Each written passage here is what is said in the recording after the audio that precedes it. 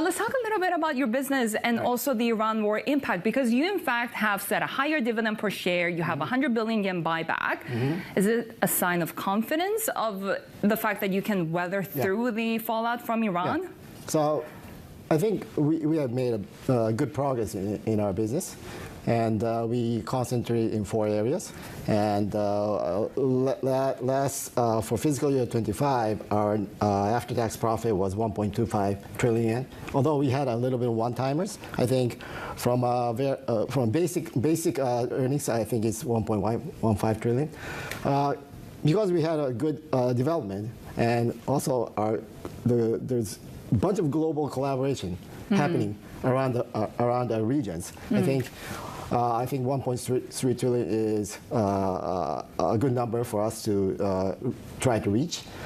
Having said that, I'm a little bit, there's a little bit of uncertainty from the Middle East situation, I think. And that will have a little bit of impact, maybe.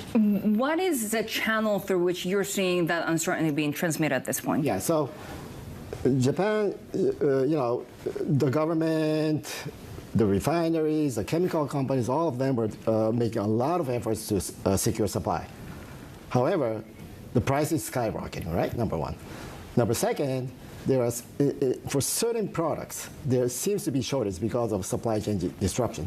And then Japan imports a lot of chemical products from the globe, actually, and there might be a little bit of shortage on that. So I think we were sort of projecting somewhere around 1.2%, 1.3% growth for this year. I think that will be a little bit affected, a little bit below 1% maybe, but still growing. How many of your clients are being hurt by this? So we've been talking with our clients, many of our clients, especially the refineries, chemical companies, all of them are scrambling around to get the supply. And I think at this moment they are successful, but this has been going on for a while. We're getting into June. Of course. Yeah, of course. But the issue is more about maybe the price actually right now. And definitely that will probably, the corporate earnings will be affected probably. Yeah. Which in turn could affect you. Well, it might, it might, at the end of the day, it might stall corporate action. But what we see right now is that the momentum that we have before the war is actually continuing from a corporate action perspective. Many of our clients are pursuing M&As, maybe invest for the futures. So I think that part is still not hurt at this moment yet. When could it hurt? Well, if the war extends for long, it might. I don't know. I don't have the answer for that. But we believe that we expect that it will end somewhere around August. It might be our hope. And then we think that it will get normal within 6 months or so. Yeah. Market exuberance, then, does it make sense at this point? You record highs. You mean? Yeah, the Japanese stock market, are they pricing in the potential fallout from the Iran war properly? That's a big question. I think a little bit overpriced, a little bit. But given the fact that the corporate action is still there, which means that many of our clients, corporates, are trying to, expand their returns, improve their returns, improve their PBRs, etc., and many of them were successful. Based on that, momentum and also AI, yeah. Then why isn't the Bank of Japan hiking? Should they do it this June? I would say June, July, there should be a possibility. There's inflation, definitely. I think there is a possibility that BOJ will. Are they behind the curve already? Tricky question. A little bit. Which is why we like asking it. Yeah, I know. A little bit. A little bit, I think, yeah. But I think the BOJ is, talking with the government. Yeah. Lots of market reaction if they don't move. No, I don't think there will be a big market, reaction, even if they don't move or even if they move, I think. The thing is, if they move boldly, like it's not 0.25%, it's 0.5%, that would be better for the market maybe. for the bond market, maybe, right? Especially given that we're seeing a lot of skepticism in the bond markets, given the new extra budget. No new bond issuance, though. That's what I'm hearing. Yeah. So investors feel a little bit safer. Is this the right way to go for the government? I think it is. The government said that they will use fiscal policy in a diligent manner. If they are not issuing new bonds, that means diligency, right? So I think they are going the right way. Yeah. You're also working with the government on Anthropic's Mythos? Yeah. You're going to get access at the end of the month, is that correct? That was what I hear, but still, it's not coming yet.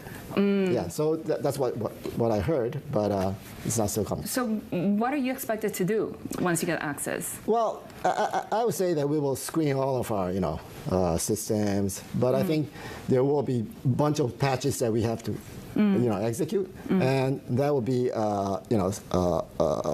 issue for us probably moving on. Yeah, how we can expedite the process for patching and all those things. Yeah. You're already setting up and gearing up for those we're trying changes. to figure out the way to do that at this moment. Yeah.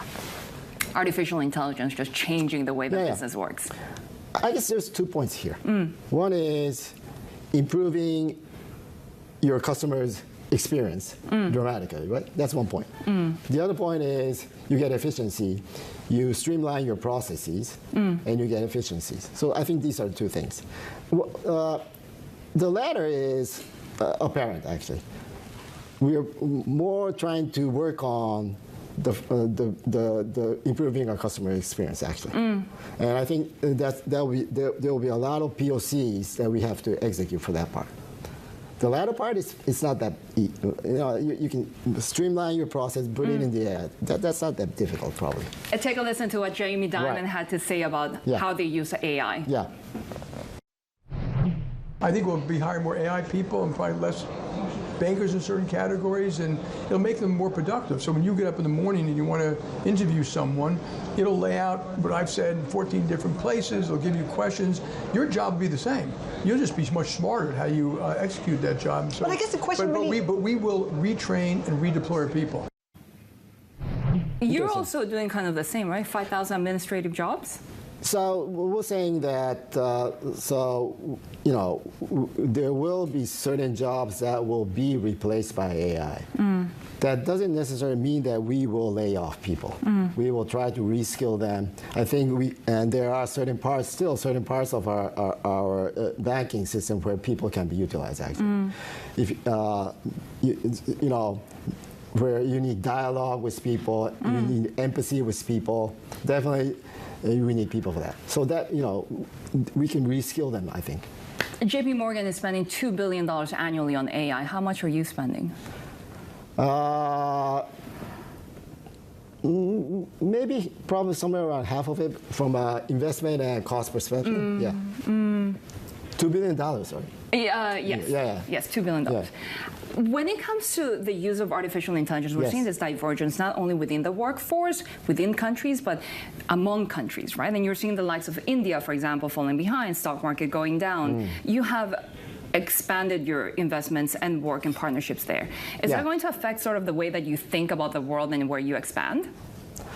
No, I think so. I don't think so. I mean, still, we believe that India it will grow. It is a promising country, so we should be there. I think U.S. is also a big market for us, where we should be there. Europe is tough, but if we can be efficient, we can be successful in that. Asia definitely is a market for us, right? So I don't think the dynamics where we invest, where we put our business in, that doesn't change. But having said that, the way the focus might be a little bit different. Maybe we focus in U.S., India, and then maybe I went to Australia. Oh, yeah. And I found Australia very interesting, actually. So we might put, number one, Japan, Australia, the relationship is very good, right? And I thought that Australia definitely is a country that we can deploy the capability that we built out in U.S. actually. So I think we will try to put people in there. Ooh, so you're going to be expanding in Australia. What's the time frame? No, we haven't said that yet. We're still considering that. Yeah. But when you say people, like how big the size are you imagining at this point? I think right now we are somewhere around 200 or so, 200, maybe 50, or well, let's say maybe 300 or so. Okay. Yeah. And how much is the landscape changing? I know that you had to trim your stake in Orient Corp because of an activist fund. Right, yeah. Is that the new normal in this country? Well, so when you have investment, I think you have to think about whether you are the best firm to increase the the value of that company, right? And we decreased our stakes because we saw the other guy, Eiffel, which is coming, is better than us in building up the value for that company. So it's not really about actives. It's about how the value of the company can be improved. And we saw a joint venture with them is much better than for us doing it alone.